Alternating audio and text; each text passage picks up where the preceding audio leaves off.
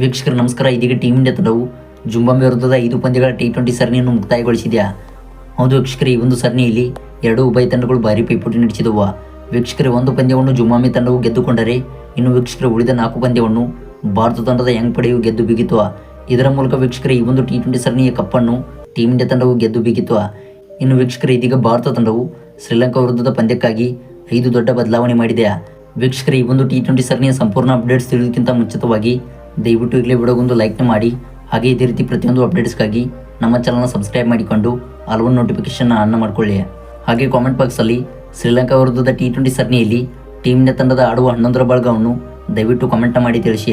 ಹೌದು ವೀಕ್ಷಕರೇ, ಇದೇ ಮುಂಬರುವ ಜುಲೈ 27ರಂದು ಟೀಮ್ ಇಂಡಿಯಾ ತಂಡವು ಶ್ರೀಲಂಕಾ ನಾಡಿಗೆ ಎಂಟ್ರಿ ಕೊಡಲಿದ್ದು, ಹಾಗೆ ವೀಕ್ಷಕರು ಶ್ರೀಲಂಕಾ ತಂಡದ ವಿರುದ್ಧ 3 T20 ಪಂದ್ಯಗಳನ್ನು ಆಡಲಿದೆ. ಹೌದು ವೀಕ್ಷಕರೇ, ಮೊದಲ ಪಂದ್ಯವು ಜೂನ್ 27ರಿಂದ ಆರಂಭವಾಗಲಿದ್ದು, ಹಾಗೆ ವೀಕ್ಷಕರ ಕೊನೆಯ ಪಂದ್ಯವು ಜೂನ್ 30ಕ್ಕೆ ಮುಗಿಯಲಿದೆ.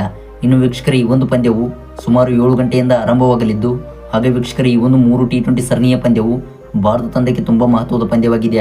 ಹೌದು ವೀಕ್ಷಕರ, ಜಿಂಬಾಬ್ವೆ ನಾಡಿಗೆ ಹೊಸ ತಂಡವು ಎಂಟ್ರಿ ಕೊಟ್ಟಿತ್ತು. ಆದರೆ ವೀಕ್ಷಕರ ಇದೀಗ ಶ್ರೀಲಂಕಾ ಟೂರ್ಗೆ ಅನುಭವಿ ಆಟಗಾರರು ಮರಳಿ ಬರುತ್ತಿದ್ದಾರೆ.